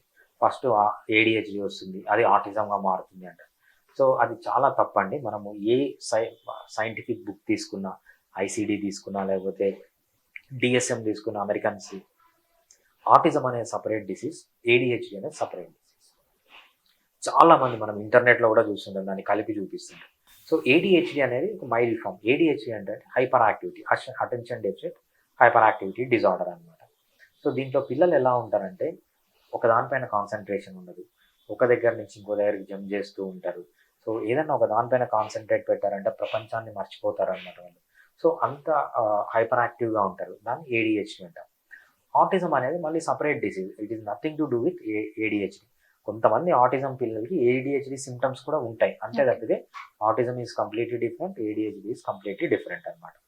సో ASD అంటారు, ఆటిజం స్పెక్ట్రమ్ డిజార్డర్ అని. దీంట్లో మెయిన్గా ఏంటంటే 2 ప్రాబ్లమ్స్ వస్తాయి.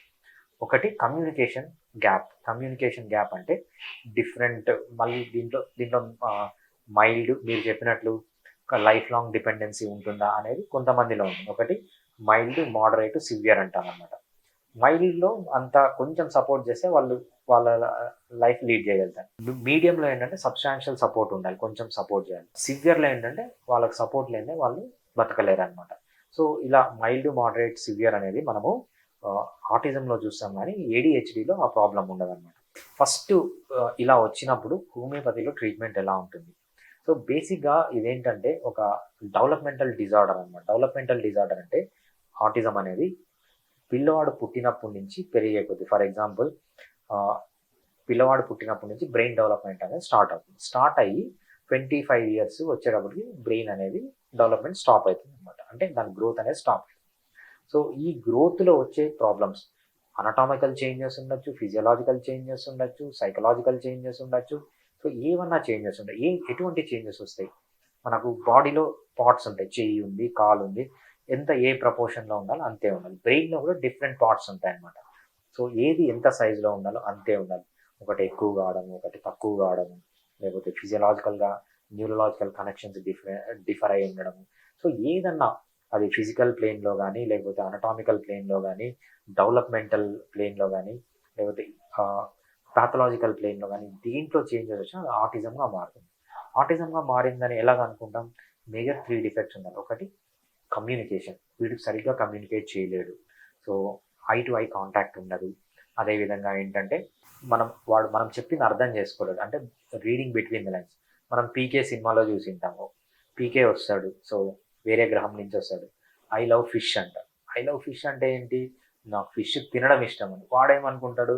ఫిష్ అంటే వీడికి లవ్ ఏమో అనుకుంటాడు. సో వాళ్ళకి ఏంటంటే రీడింగ్ బిట్వీన్ ద లైన్స్, ఏదైతే సైకలాజికల్ టెండెన్సీ ఉంటుందో, మనము ఫేషియల్ ఎక్స్ప్రెషన్ అర్థం చేసుకోవడము, వర్బల్స్ ఎక్స్ప్రెషన్స్ని యాక్చువల్గా అది ఏంటి అని అర్థం చేసుకోవడంలో వీళ్ళకి ప్రాబ్లం ఉంటుంది అనమాట.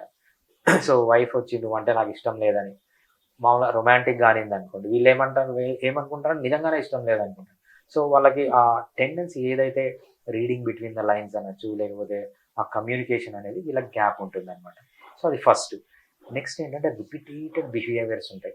మన దగ్గర ఒక పాప వస్తుంది, ఆటిజం పాప ఏంటంటే పాపకు ఒక రెడ్ డ్రెస్ ఉంది. ఎవ్రీడే అదే డ్రెస్సే వేసుకోవాలి, ఎక్కడ పోయినా అదే డ్రెస్సే, ఏ ఫోటోలో చూసినా అదే డ్రెస్. ఇంకో బాబు వస్తాడు, ఆ బాబు ఏంటంటే ఎవ్రీడే మెక్డొనాల్డ్స్కి వెళ్ళాల్సిందే అంట. మెక్డొనాల్డ్స్కి వెళ్ళిన తర్వాత ఒక బర్గర్ తీసుకుంటాడు, ఏది స్పైసీ చికెన్ బర్గర్ అంట. దాంతోపాటు ఫ్రెంచ్ ఫ్రైస్లోకి ఏదో మసాలా ఇస్తారంట, అదే ఏదో పేరు చెప్పారు గుర్తులేదు. ఎవ్రీడే అదే ఫుడ్, అది తప్ప ఇంకా వేరేది. అంటే వీళ్ళలో రిపీటెడ్ బిహేవియర్స్ ఉంటాయి. So communication lakh, repeated behaviours ఇవి ఉండడం వల్ల మనము ఏడిహెచ్డిగా, సో దీంట్లో ఏదైనా డిసీజ్ ఉందా, డిఫరెంట్ టైప్స్ ఆఫ్ డిసీజెస్ ఉన్న ఈ సిమ్టమ్స్ ఉంటే మనం ఆటిజం అంటాం అన్నమాట. ఏడిహెచ్డి అంటే కాన్సన్ట్రేషన్ లేకపోవడము, ఒక పని నుంచి ఒకరికి జంప్ చేయడము, సో ఇవన్నీ ఉంటాయి. సో దీనికి హోమియోపతి ఎలా పనిచేస్తుంది?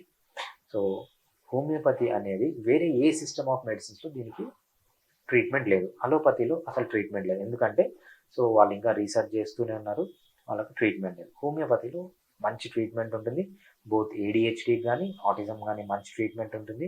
సో ఎంతవరకు రికవర్ అవుతారు అనేది మన చేతిలో ఉంది. బట్ డెఫినెట్గా over a period of time homeopathy use చేసినప్పుడు వీళ్ళకి బెనిఫిట్ అనేది ఉంటుంది. నా దగ్గర కొన్ని 100 కేసెస్ ఉన్నాయి, ఏడిహెచ్డి కానీ ఆటిజం కానీ చాలా బాగా ఇంప్రూవ్ అవుతారు పిల్లలు. దీంతోపాటు ఏదైతే మీరు ఆక్యుపేషనల్ థెరపీ తీసుకుంటారో తీసుకోవచ్చు, అదేవిధంగా స్పీచ్ థెరపీ అవసరం అవుతుంది, స్పీచ్ థెరపీ తీసుకోవచ్చు.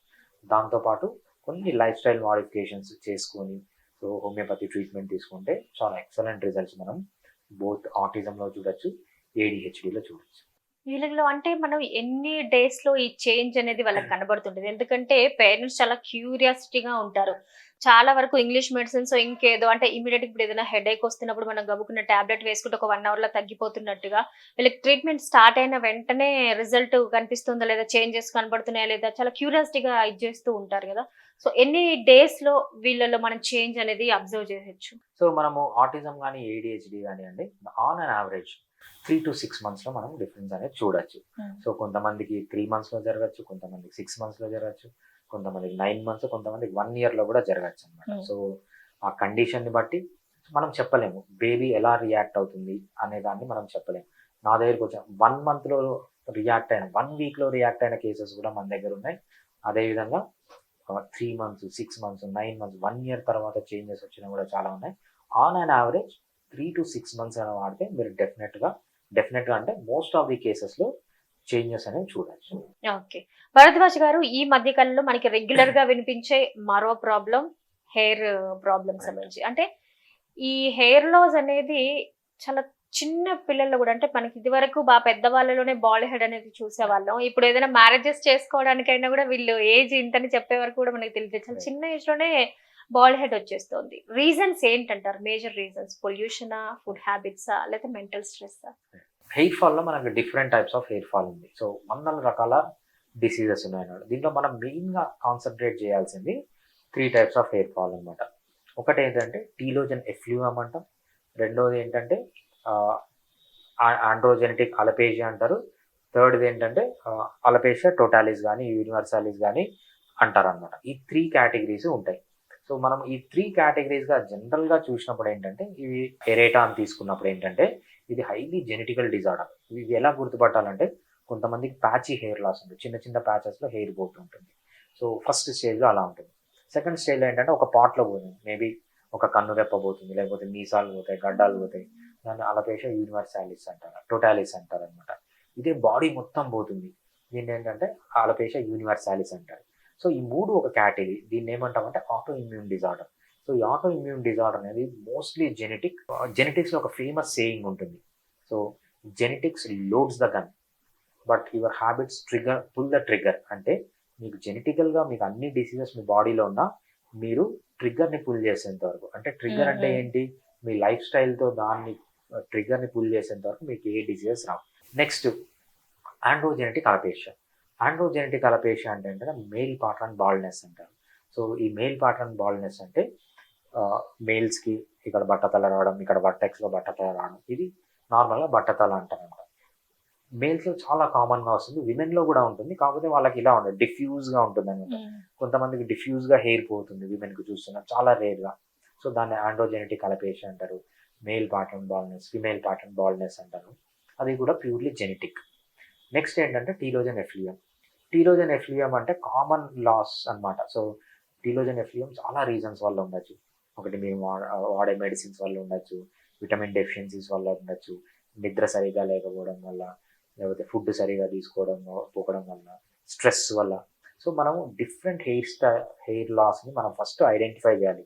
ఇది ఏ టైప్ ఆఫ్ హెయిర్ లాస్, ఇది డయాగ్నోస్ చేసి ట్రీట్మెంట్ అనేది చేయాలన్నమాట. మనం చాలా మంది కమర్షియల్స్ ఆయిల్స్ దొరుకుతుంటాయి, కమర్షియల్ చెప్తుంటారు మా ఆయిల్ వాడండి మీకు హెయిర్ వస్తుంది. ఏ type of hair loss? So androgenetic అలపేషియాకి రీజన్ వేరే, టీలోజన్ ఎఫ్లూయంకి రీజన్ వేరే, లేకపోతే యూనివర్సాలిస్ కానీ టోటాలిస్ కానీ రీజన్ వేరే. అక్కడ ఆటో ఇమ్యూన్ డిజార్డర్, ఇక్కడ జెనెటిక్ డిజార్డర్, ఇక్కడ లైఫ్ స్టైల్ డిజార్డర్. సో దాన్ని బట్టి ట్రీట్మెంట్ చేయాల్సింది తప్పితే ప్రతి ఒక్క దానికి మా ఆయిల్ వాడండి లేకపోతే మా ట్రీట్మెంట్ తీసుకోండి అనేది చాలా తప్పు. కరెక్ట్గా హెయిర్ ఫాల్ ఏదన్నా ఉంటే ఫస్ట్ డాక్టర్ దగ్గరికి వెళ్ళి డయాగ్నోస్ చేసి దాని తర్వాత ట్రీట్మెంట్ తీసుకోవాలి. సో ట్రీట్మెంట్లో హోమియోపతిలో ఈ 3 కేటగిరీలు ఎలా పనిచేస్తుంది. టీలోజన్ ఎఫ్లూయం అంటే విమెన్లో 95 to 98% ఆఫ్ విమెన్కి వచ్చేది టీలోజన్ ఎఫ్లూయం. సో టీలోజన్ ఎఫ్లూయంకి హోమియోపతిలో చాలా మంచి మెడిసిన్స్ ఉన్నాయి. కొన్ని లైఫ్ స్టైల్ మోడిఫికేషన్స్ తీసుకొని హోమియోపతి మెడిసిన్ తీసుకుంటే కంప్లీట్గా హెయిర్ అనేది మళ్ళీ గ్రో వస్తుంది. సో మెన్లో కూడా ఉంటుంది, మెన్లో తక్కువ, విమెన్లో ఎక్కువ. కాకపోతే ప్రోగ్నోసిస్ అనేది చాలా బాగుంటుంది, మంచి రికవరీ ఉంటుంది. ఇది telogen effluvium. Next androgenetic alopecia. Androgenetic alopecia only అలోపతిలోనే ట్రీట్మెంట్. దానికి మనకు విమెన్కి అయితే మెనాక్సిడిల్ వాడాలి, మెన్ అయితే మెనాక్సిడిల్, ఫినిస్ట్రైడ్. ఇవి ఓవర్ ది కౌంటర్ డ్రగ్స్ కాదు, డాక్టర్ రాస్తేనే వాడాలన్నమాట. ఇవి తప్ప మీరు ఏ హోమియోపతి డాక్టర్ చెప్పినా, ఏ ఆయుర్వేదిక్ డాక్టర్ చెప్పినా మేము మీ ఆండ్రోజెనెటిక్ అలపేషియా ట్రీట్ చేస్తాము, క్యూర్ చేస్తామంటే నమ్మకండి, అదంతా ఫేక్, బోగస్. నా దగ్గర కూడా కొంతమంది పేషెంట్స్ వచ్చారు, కాకపోతే సక్సెస్ రేట్ అనేది హోమియోపతిలో కానీ ఏ ట్రీట్మెంట్లో అయినా 1% or 2%. ఓకే. సో అందుకు మోసపోకండి. ఆండ్రోజెనెటిక్ అలపేషియాకి అలోపతి ట్రీట్మెంటే correct. Okay. Next auto immune disorder. మనము యూనివర్సాలిస్ అన్నాము, టోటాలిస్ అన్నాము, ఎరేటా అన్నాము. ఈ ఎరేటాకి వేరే ఏ సిస్టమ్ ఆఫ్ మెడిసిన్లో మందు లేదు. వాళ్ళు మీకు స్టెరాయిడ్స్ ఇస్తారు తప్పితే వేరే ఏ మందు లేదు. స్టెరాయిడ్స్ వల్ల చాలా కాంప్లికేషన్స్ వస్తాయి.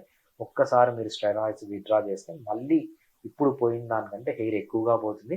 దీని బెస్ట్ ట్రీట్మెంట్ ఏంటంటే హోమియోపతి. హోమియోపతిలో అలపేషియా ఎరేటా కానీ, యూనివర్సాలిస్ కానీ, టోటాలిస్ కానీ, అదే పెయిన్ కోర్ కూడా అంటారు కదా, చాలా మంచి ట్రీట్మెంట్ ఉంటుంది. సో సక్సెస్ రేట్ అనేది కూడా అరౌండ్ 70%. ప్రతి ఒక్కరికి సక్సెస్ కాదు, నా దగ్గర కూడా కొన్ని థౌజండ్స్ ఆఫ్ కేసెస్ ఉన్నాయి.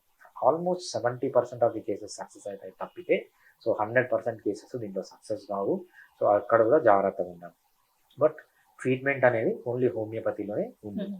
ఇవన్నీ ఈవెన్ వన్ సైడ్ ఎఫెక్ట్, ఒక్క సైడ్ ఎఫెక్ట్ కూడా లేకుండా మనము డిఫరెంట్ టైప్స్ ఆఫ్ హెయిర్ ఫాల్ని ట్రీట్ చేసుకోవచ్చు. ప్రజలు గుర్తుపెట్టుకోవాలంటే సింపుల్, కళ్ళు మూసుకొని ఏ హెయిర్ ఆయిల్, ఏ హెయిర్ లాస్కైనా ఒకటే ఆయిల్, ఏ హెయిర్ లాస్కైనా ఒకటే ట్రీట్మెంట్ తీసుకోకుండా ఫస్ట్ డాక్టర్ దగ్గరికి వెళ్ళి డయాగ్నోస్ చేయండి అసలు ఏం టైప్ ఆఫ్ హెయిర్ లాస్ అది. దాన్ని బట్టి ట్రీట్మెంట్ కానీ మెయింటెనెన్స్ కానీ ఉంది. అలా తీసుకుంటే సక్సెస్ రేట్ అనేది చాలా ఎక్కువగా ఉంటుంది. ఈ మధ్య కాలంలో అంటే ఎక్కువ మంది హెయిర్ ప్రాబ్లమ్స్ లేకపోయినా కూడా ఉన్నదాన్ని ఇంకొంచెం పెంచుకుందామని హెయిర్ ఆయిల్స్ అడ్వర్టైజ్మెంట్ చూసి కొన్ని వాడుతూ ఉంటారు రకరకాలుగా. ఈ గూగుల్ నాలెడ్జ్ ఒకటి కూడా బాగా పెంచుకుంటూ ఉంటారు. ప్రతిదానికంటే ఏది దేనికి యూజ్ అవుతుంది అనేది అంటే మిక్స్ చేసి అన్ని కాచి వడబోసి ఇలాంటివన్నీ చాలా చెప్తూ ఉంటారు. ఏ హెయిర్ ఆయిల్ అయినా కూడా ఎంత వరకు హెయిర్ గ్రోత్ కి ఇదవుతుంది, నిజంగానే మన హెయిర్ అంటే లేయర్స్ అన్ని దాటి రూట్ వరకు ఇది వెళ్తుంది అంటారా? First of all first oil వల్ల హెయిర్ పెరుగుతుంది అనేది పెద్ద బూత్ అండి. సో ఆయిల్ వల్ల అసలు హెయిర్ పెరగదు, హెయిర్ ఎటువంటి లాభం లేదు. సో ఎప్పుడైతే మీరు ఆయిల్ని తీసి స్కాల్ప్ పూస్తారో అప్పుడు ఏమవుతుందంటే, సో అక్కడ ఇది ఒక ఫిలిం లాగా అయిపోయి లోపల నుంచి వచ్చే స్వెట్ని కానీ లేకపోతే ఏదైతే లేయర్స్ ఉంటాయో అవన్నీ రాకుండా అక్కడ ఫంగల్ ఇన్ఫెక్షన్స్ అవన్నీ చేస్తుంది. సో ఎప్పుడే ఆయిల్ పెట్టడం మంచిది కాదు. సో నెక్స్ట్ ఏంటంటే, ఎప్పుడు ఆయిల్ పెట్టచ్చు అంటే హెయిర్ స్కాల్ప్కి పెట్టకుండా మొత్తం హెయిర్ కండిషనర్ లాగా కొంచెం ఇట్లా, మగవాళ్ళకి కుదరదు అది. సో ఆడవాళ్ళు తీసి ఇట్లా పూసుకొని కొంచెం కండిషనర్ లాగా చేసుకోవడం మంచిది తప్పితే, సో ఏ హెయిర్ ఆయిల్ వల్ల హెయిర్ అనేది పెరగదండి. సో ఎవరినన్నా చూపియండి మీరు వచ్చి, నేను ఈ హెయిర్ ఆయిల్ వల్ల ఈ హెయిర్ ఆయిల్ వాడిన తర్వాత నాకు హెయిర్ పెరిగింది అంటే, యాడ్స్లో కాదు, యాడ్స్లో లేకపోతే దాంట్లో కాకుండా ఎవరన్నా మీ పర్సనల్గా తెలిసిన వాళ్ళు నేను ఈ హెయిర్ ఆయిల్ వల్ల హెయిర్ పెరిగిందని చూపియండి. అది ఇంపాసిబుల్. చాలా మంది ఇంకొక ఫేమస్ ఎగ్జాంపుల్ ఇస్తారు. కేరళ వాళ్ళకి చూడు హెయిర్ ఎలా ఉంటుంది, వాళ్ళు కోకోనట్ ఆయిల్, అది కోకోనట్ ఆయిల్ స్కాల్ప్ పెట్టడం వల్ల రాలేదండి, వాళ్ళు కోకోనట్ ఆయిల్ ఎక్కువగా వాడతారు. కోకోనట్ ఆయిల్ అనేది చాలా మంచిది, మంచి స్టెరాయిడ్ మంచి హార్మోన్స్, వాళ్ళు తీసుకునే డైట్, వాళ్ళు చికెన్ తింటారు, మటన్ తింటారు, బీఫ్ తింటారు, పోర్క్ తింటారు, దాంతోపాటు మంచిగా కోకోనట్ ఆయిల్ అంటే సాచురేటెడ్ ఆయిల్ వాడతారు, న్యాచురల్ కోకోనట్ ఆయిల్ వాడతారు. అందుకు వాళ్ళ హెయిర్ అంతా థిక్గా ఉంటుంది తప్పితే వాళ్ళు హెయిర్ కోకోనట్ ఆయిల్ తీసి పూయడం వల్ల వాళ్ళకి హెయిర్ రాలేదు. ఏవో వనమూలికలు తీసుకొని తలపైన పూయడం వల్ల వాళ్ళకి హెయిర్ రాలేదు. వాళ్ళు న్యాచురల్గానే వాళ్ళు స్ట్రెస్ ఫ్రీ లైఫ్లో ఉంటారు, మంచిగా నిద్రపోతారు, వాళ్ళకి అలవాట్లు ఉండవు. అదేవిధంగా చాలా రెగ్యులర్గా ఎక్సర్సైజ్ చేస్తారు, వాళ్ళు కొండలు ఎక్కుతూ ఉంటారు, దిగుతూ ఉంటారు. వీటి వల్ల వాళ్ళకి మంచి హెయిర్ వస్తుంది తప్పితే ఆయిల్స్ పెట్టడం వల్ల ప్రపంచంలో ఎవ్వరికి హెయిర్ రాదు, ఇంకా పోతుంది. Okay, right. Thank you so much Bharadwaj గారు. చాలా విషయాలు, చాలా డిసీజెస్ కి సంబంధించి చాలా క్లారిటీ ఇచ్చారు. అండ్ మెడికేషన్ యూజెస్ కూడా ఎలా వాడాలి, ఏంటి, ఎంత రిజల్ట్ ఉంటుంది అనేది చాలా క్లియర్ గా చెప్పారు. థ్యాంక్ యూ సో మచ్ అండి. థ్యాంక్స్ అండి. సో చూసారు కదా, మరి మరో టాపిక్ తో మళ్ళీ కలుద్దాం. Stay tune to plus TV, సకలం సమ్మేళనం.